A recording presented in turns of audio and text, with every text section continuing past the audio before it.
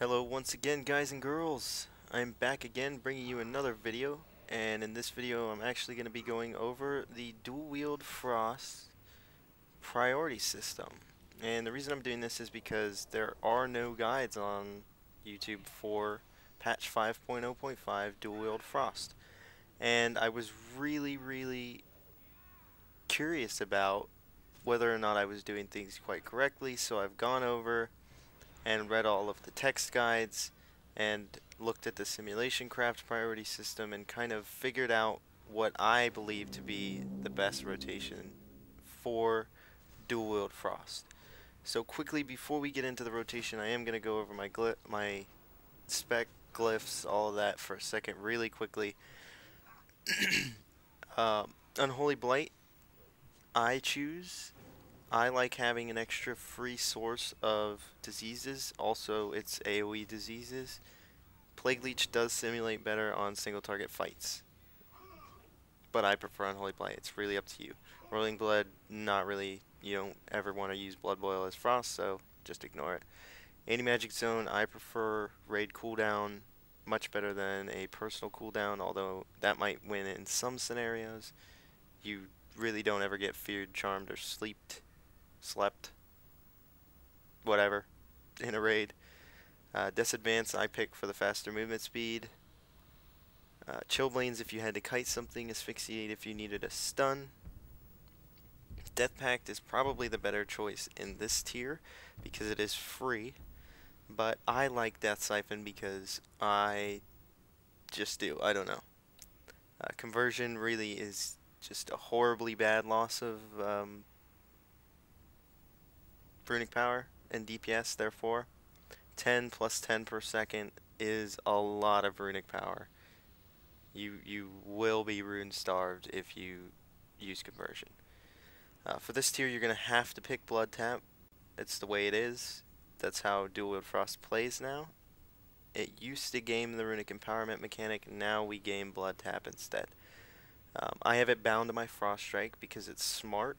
It will never waste charges. If you don't have a fully depleted rune, it won't use your charges.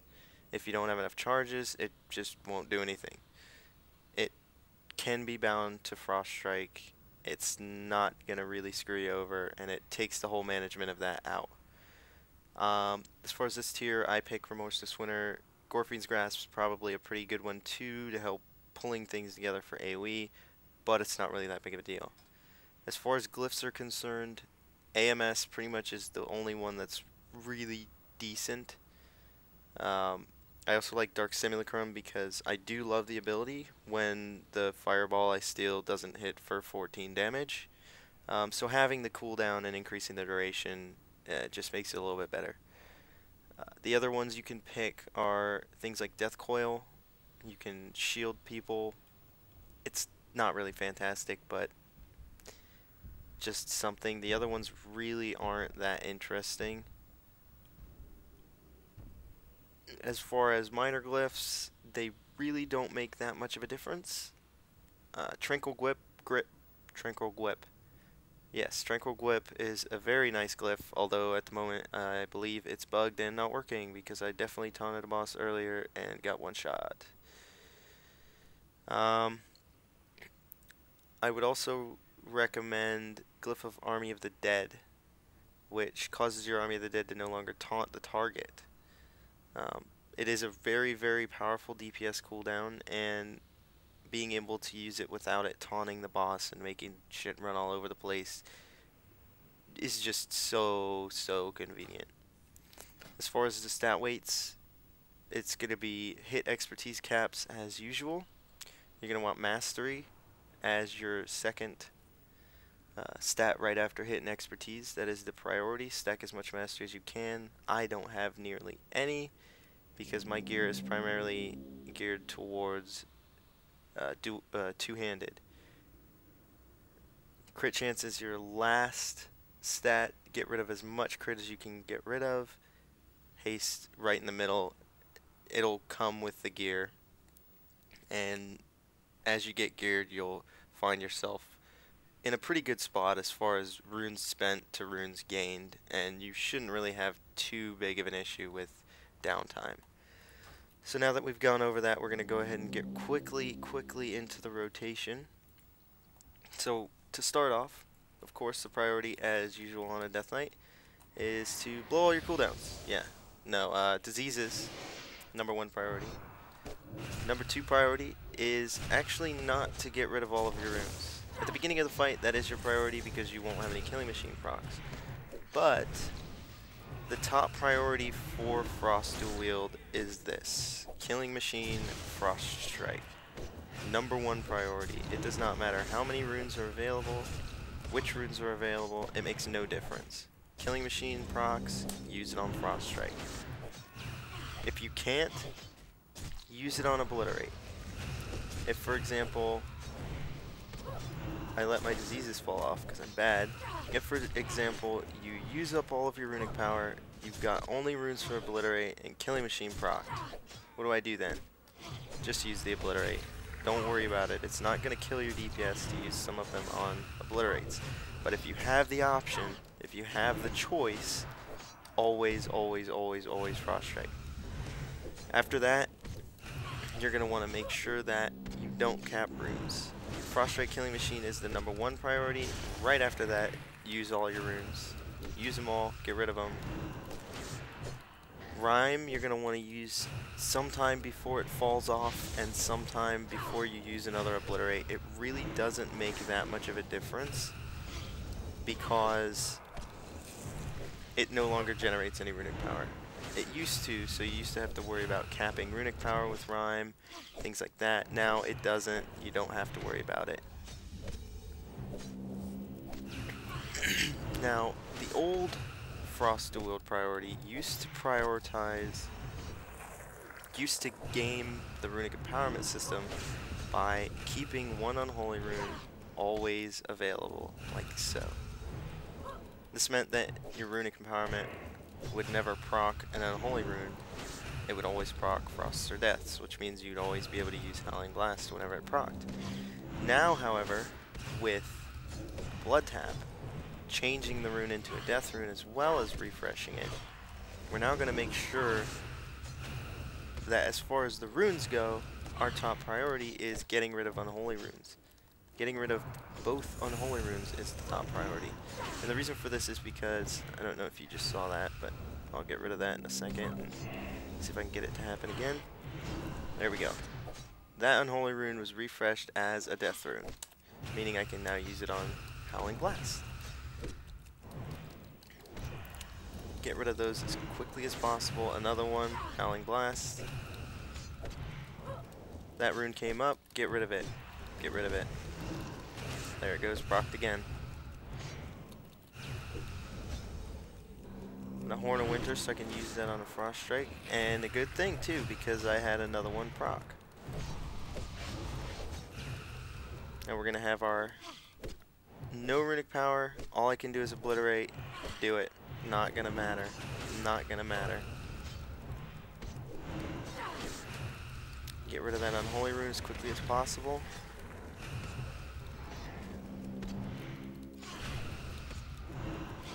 There's that unholy rune. Get rid of it. Get rid of it right away, quickly as you can. Quickly as you can. There goes, procced again, another Death. That's the way we're gonna game the runic power, the rune regeneration now. So, quick recap to make sure you guys understood what that was. Very rambly and probably didn't make much sense, but here we go. So cooldowns popped, diseases up, I don't have Outbreak. Killing Machine Obliterate, #1. Or Killing Machine Frost Strike, I should say, #1 priority. #2 priority, making sure that your unholy runes are on cooldown. Always, unholy runes top priority. After that, you're going to want to make sure that your frost runes are on priority. They matter, you don't want them, you want them on cooldown, just as much as, almost as much as the unholy runes anyways. Get rid of these unholy runes, go, go, go. Now we've got a Death rune, get rid of that. And the last thing on your list is going to be just to dump your Frost Strikes. Dump your runic power. If you have no runes, just dump your runic power. So, diseases, Get rid of the unholy runes. Get rid of the unholy runes. Dump your runic power because I can't do anything else. Howling Blast. Howling Blast. Get rid of the unholy rune. Rime proc. Use the Howling Blast. Dump my runic power. And this is pretty much the extent of your rotation. It may seem complicated at first, but it's pretty easy. We've got Unholy Rune coming up here in a second. Make sure my diseases are up before I obliterate. We're going to use up the other runes. And if there's any downtime in between a rune regenerating or something like that, go ahead and use a Frost Strike. If you're just going to be sitting there for a global, you might as well just go ahead and use it. Let's see if I can get something like that to happen here. So we're going to use this. We got a Rime proc, so that kind of canceled that out. Alright, so here we go. We're going to use that Unholy Rune, and we got another Rime proc. Great. You're not helping me out here. Killing Machine Frost Strike. Alright, use the Obliterate. And I just had to wait for that Howling Blast. What I should have done was Obliterate, use the Frost Strike, and then use that. You can fit him in, go ahead. It's not gonna kill you. And that's pretty much it for the single target rotation. Diseases, Killing Machine, Frost Strikes, use your Unholy Runes as quickly as possible on Obliterates, use your Frost Runes and Death Runes as quickly as possible after that on Howling Blast, use Frost Strike to dump your runic power, and of course make sure you don't overcap your runic power. You never want to be every ability there wasted. My runic power bar should be out to like here. Wasted. You get nothing out of that. Don't ever let your runic power cap. Generally, anytime you get about 75 runic power, 75 to 80 is going to be where an issue starts. If you're at 75 and you obliterate, you're going to overcap. You're going to pretty much be at cap. So generally, you're going to want to keep it below 75. If I use an obliterate here, it's 84, use a Frost Strike. Yeah, 88, use a Frost Strike. 72, doesn't really matter. And 80, use a Frost Strike. And that's it. Quickly going to go over anything with more than 3 or 4 targets, probably. I actually don't know the exact number. But the only thing that's going to change in your AoE rotation as a Frost Dual Wield Death Knight, which is what makes this so awesome, is that you're going to use Death and Decay on Frost Runes on cooldown. On Unholy Runes on cooldown. Same exact priority. So we're going to be overcapping our runic power like a boss. We're going to be keeping the Unholy Runes on cooldown with Obliterates. Keep those runes cycling. Dumping runic power. Killing Machines on the Frost Strikes. Use that Obliterate. Get rid of that Unholy Rune. Don't want it. Don't want it. Killing Machine on the Frost Strike. Killing Machine on the Frost Strike. We got an Unholy Rune. Death and Decay is up. Drop it down. Not only do you get the full duration of Death and Decay on all of your targets, but you also save a Frost Rune that the Obliterate would have costed. The Howling Blast and the Death and Decay damage is going to outweigh one Obliterate. I'm not sure how many mobs it is, but generally, if you're over 3 or 4 mobs, it's probably going to be a DPS upgrade increase. 55,000 DPS in comparison to the 30,000 I was doing over here. Definitely simple. Other than that, the rotation is exactly the same. It's phenomenal. You get a couple new ads running in, drop a Death and Decay. That's it. Keep going. Same rotation. Ads go away. That's alright. Take Death and Decay out of your rotation. There you go. You're done. It's brilliant. And that's pretty much it. I will see you guys next time.